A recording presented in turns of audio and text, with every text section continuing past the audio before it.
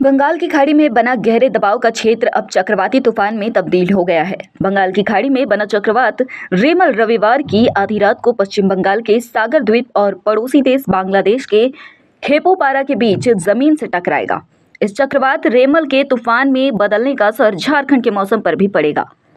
मौसम विज्ञान केंद्र रांची के अनुसार बंगाल की खाड़ी में उठे चक्रवात उत्तर पूर्वी की ओर तेजी से बढ़ रहा है।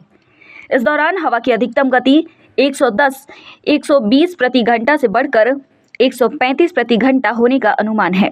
इस वजह से इसका असर झारखंड के मौसम पर पड़ेगा। रांची की बात करें तो पूर्वी हवा चलने और आसमान में बादल छाए रहने के कारण रांची में धूप नहीं निकलेगी और लोगों को गर्मी से थोड़ी राहत मिलेगी। मौसम विज्ञान केंद्र ने पूर्वी, मध्य और दक्षिणी इलाकों में गरज के साथ 40 से 50 किलोमीटर प्रति घंटे की रफ्तार से तेज हवाएं चलने और वज्रपात का येलो अलर्ट राज्य के कुछ हिस्सों में 26 और 27 मई को जारी किया है। मौसम विभाग के अनुसार 26, 27 और 28 मई को बंगाल से सटे झारखंड के पूरे पूर्वी भाग, संथाल और कोल्हान और उससे सटे मध्य भाग में बारिश वज्रपात के साथ हल्के से मध्यम दर्जे की वर्षा हो सकती है। मौसम विभाग ने तूफान से संबंधित अलर्ट रेल और एयरपोर्ट अथॉरिटीज को भी भेज दिया है। सतर्कता के तौर पर एयरपोर्ट अथॉरिटी ने कोलकाता जाने वाली कुछ फ्लाइट को रद्द भी कर दिया है। झारखंड के पश्चिमी सिंहभूम, सरायकेला खरसावां, पूर्वी सिंहभूम के कुछ भागों में हल्की बारिश के साथ साथ 40 से 50 किलोमीटर के रफ्तार से हवा चलनी शुरू हो गई है। इस दौरान रांची और आसपास के इलाकों में भी बादल छाए हुए हैं।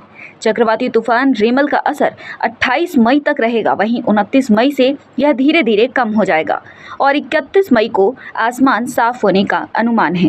ये जैसा कि मालूम है कि ये साइक्लोन जिसका नाम रेमल, ये फिलहाल सीवियर साइक्लोनिक स्टॉर्म का रूप ले चुका है।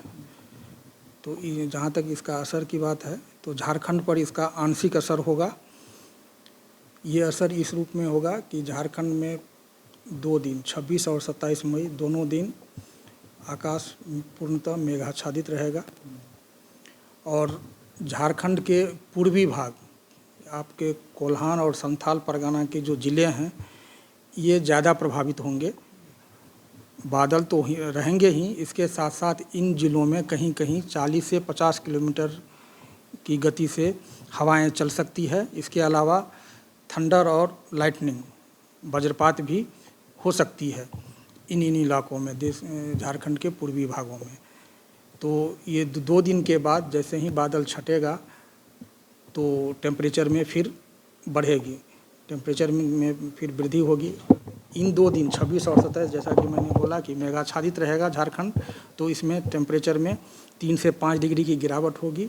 लोगों को गर्मी से राहत मिलने की उम्मीद है, लेकिन जो ही बादल छटेंगे खास के 28 तारीख से, तो टेम्परेचर बढ़ना शुरू होगा और फिर गर्मी का असर देखने को मिलेगा। सर, जो कोल्हान और संथाल इलाके वहाँ पे अलर्ट आप लोगों ने किया है? वहाँ पे रेल विभाग चाहे एयरपोर्ट विभाग को अलर्ट दे दिया? हाँ, अलर्ट वो जनरल बुलेटिन में वो सबको जाता है।